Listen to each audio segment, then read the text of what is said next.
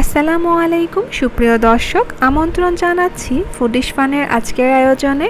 আজকে আপনাদের জন্য নিয়ে হাজির হয়েছি দারুণ মজার পাকা আম দিয়ে তৈরি মালাই কেক রেসিপি। তো চলুন দেখে নেওয়া যাক আজকের রেসিপি। প্রথমেই আমি কেক বানানোর জন্য শুকনো উপকরণগুলো একটা চালনিতে নিয়ে নিচ্ছি। প্রথমেই নিয়ে নিলাম হাফ কাপ ময়দা, দিয়ে দিলাম 2 টেবিল চামচ গুঁড়া দুধ, আর দিয়ে দিলাম হাফ চা চামচ বেকিং পাউডার। এখন এই সকল উপকরণগুলোকে একটা চামচের সাহায্যে এরকম মিশিয়ে নেব।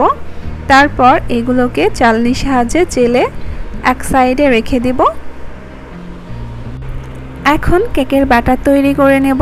এর জন্য একটা শুকনো ও পরিষ্কার বাটি নিয়ে নিয়েছি। এর মাঝখানে এখন স্বাভাবিক তাপমাত্রায় থাকা 3টা মাঝারি সাইজের ডিম দিয়ে দেব। আর যদি ডিমের সাইজ বড় হয় তাহলে 2টা ডিম নিলেই হবে। ডিমগুলো যদি ফ্রিজে থাকে তাহলে অবশ্যই 1 ঘন্টা আগে বের করে রাখবেন।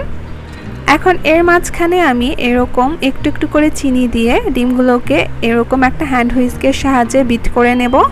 তবে আপনারা চাইলে কাঁটা চামচের সাহায্যে এই কাজটা করে নিতে পারেন। আজকে আমি 1/3 কাপ চিনি ব্যবহার করেছি, আপনারা চাইলে এর কম বা বেশিও ব্যবহার করতে পারেন। যতক্ষণ না এই ডিমের কালারটা চেঞ্জ হয়ে যাচ্ছে এবং এইটা একদম এরকম ফোমি হয়ে আসছে, ততক্ষণ পর্যন্ত এটাকে এরকম করেই বিট করে নিতে হবে। এখন এর মাঝখানে দিয়ে দেব 3 টেবিল চামচ সয়াবিন তেল আর 3 টেবিল চামচ আমের রস দিয়ে খুব ভালো মতো আবারও মিশিয়ে নেব। এখন এর মাঝখানে শুকনো উপকরণগুলো দিয়ে দেব। অল্প অল্প করে শুকনো উপকরণ দিয়ে খুব ভালো মতো ব্যাটারের সাথে এইভাবে মিশিয়ে নেব। একবারে এই শুকনো উপকরণগুলো ডিমের ব্যাটারের সাথে মিশাবেন না, তাতে করে অনেক সময় ময়দাগুলো গুটি পেকে থাকে, ভালো মতো মিশতে চায় না। এখন এর মাঝখানে আমি 1/4 কাপ ছোট ছোট আমের টুকরো ময়দা দিয়ে কোট করে নিয়েছিলাম, সেইটা দিয়ে মিশিয়ে নিলাম। এখন এই ব্যাটারটাকে এক সাইডে রেখে কেকের মোল্ডটাকে রেডি করে নেব। আমি কেকের মোল্ডের সাইজে একটা কাগজ কেটে এর নিচে বসিয়ে দিয়েছি। এর মাঝখানে এখন সামান্য তেল দিয়ে দেব আর একটা ব্রাশের সাহায্যে খুব ভালো মতো 4 সাইডে তেলটাকে মাখিয়ে নেব। এখন এই ব্যাটারটাকে মোল্ডের মধ্যে একটু ওপর থেকে এরকম করে ঢেলে দেব। এরপর একটা এরকম কাঠি দিয়ে কিছুটা নেড়ে দেব, তারপর ট্যাপ করে নেব। এতে করে ভেতরে যদি কোনো এয়ার বাবলস থাকে সেগুলো থাকবে না। এখন চুলায় একটা এরকম পাত্র বসিয়ে দিয়েছি, আর মাঝখানে একটা স্ট্যান্ড দিয়ে ঢাকনা দিয়ে ঢেকে এটাকে আমি 5 মিনিট মিডিয়াম হিটে প্রিহিট করে নিয়েছিলাম। এখন এর মাঝখানে কেকের মোল্ডটা বসিয়ে দিয়ে মিডিয়াম টু লো হিটে এটাকে 40 থেকে 45 মিনিট রান্না করব, যতক্ষণ না কেকটা হয়ে আসছে। তবে 30 মিনিট পরে ঢাকনা উঠিয়ে দেখবেন কেকটা হয়েছে কিনা। কেকটা হয়ে গেলে চুলা বন্ধ করে দেবেন। আমাদের কেকটা হয়ে গিয়েছে। এখন আমি কেকটাকে বের করে নিচ্ছি।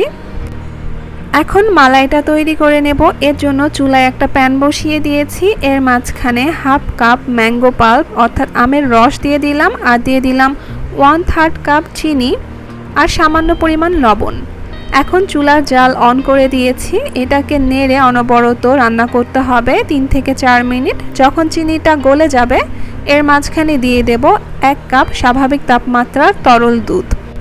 দুধ দেওয়ার পরে এই মালাইটাকে 4 থেকে 5 মিনিট হাই টু মিডিয়াম হিটে এরকম নেড়ে রান্না করে নিতে হবে। এরপর আমি কেকের মোল্ড থেকে কেকটাকে ডিমোল্ড করে নিচ্ছি। এর জন্য 4 সাইডটা একটা ছুরির সাহায্যে এরকম আলগা করে নিচ্ছি। এখন কেকের পেছন থেকে কাগজটাকে খুলে নিয়ে আপনাদের দেখিয়ে দিচ্ছি কেকটা ঠিক কতটা স্পঞ্জি আর কতটা সফট হয়েছে। আর এই মালাই কেকের জন্য কেকটা ঠিক এরকম সফট ও স্পঞ্জি হতে হবে, নয়তো মালাইটাকে কোনোভাবেই কেকটা শুষে নেবে না। যদি কেকটা হার্ড হয় তাহলে মালাই এর ভেতরে ঢুকবে না। এখন কেকটাকে একটা বাটির মধ্যে নিয়ে একটা কাঠির সাহায্যে এরকম করে ছিদ্র করে দিচ্ছি, এতে করে মালাইগুলো খুব সহজে এর মধ্যে ঢুকবে। এখন উপর থেকে কিছুটা মালাই আমি চামচের সাহায্যে এরকম করে ছড়িয়ে দিচ্ছি। এখন বাকি মালাইটুকু আমি একেবারে এই কেকের ওপরে ঢেলে দিচ্ছি। আস্তে আস্তে এই কেকটা সম্পূর্ণ মালাই শুষে নেবে। এখন ওপর থেকে কিছুটা আমের স্লাইস দিয়ে আমি কেকটাকে সাজিয়ে নিচ্ছি। আপনারা আপনাদের পছন্দ মতো যে কোনোভাবে কেকটাকে সাজিয়ে নিতে পারেন। এখন আমি এই কেকটাকে কেটে দেখাচ্ছি এর ভেতরটা কেমন হয়েছে। কেকটা সম্পূর্ণ মালাই শুষে নিয়েছে। এখন আমি ছুরির সাহায্যে কেকটাকে একটু কেটে নিচ্ছি। এখন একটা চামচের সাহায্যে আমি কেকের পিসটাকে উঠিয়ে দেখাচ্ছি ঠিক কতটা সফট হয়েছে এবং এর মাঝখানে মালাইটা কত সুন্দরভাবে ঢুকেছে। আজকের এই মালাই ম্যাঙ্গো কেকটা আপনাদের কেমন লাগলো অবশ্যই আমাকে কমেন্ট বক্সে জানাবেন। আর পরবর্তী এরকম নতুন নতুন রেসিপি পেতে চ্যানেলটিকে সাবস্ক্রাইব করবেন। সকলে অনেক ভালো থাকবেন। আল্লাহ হাফেজ।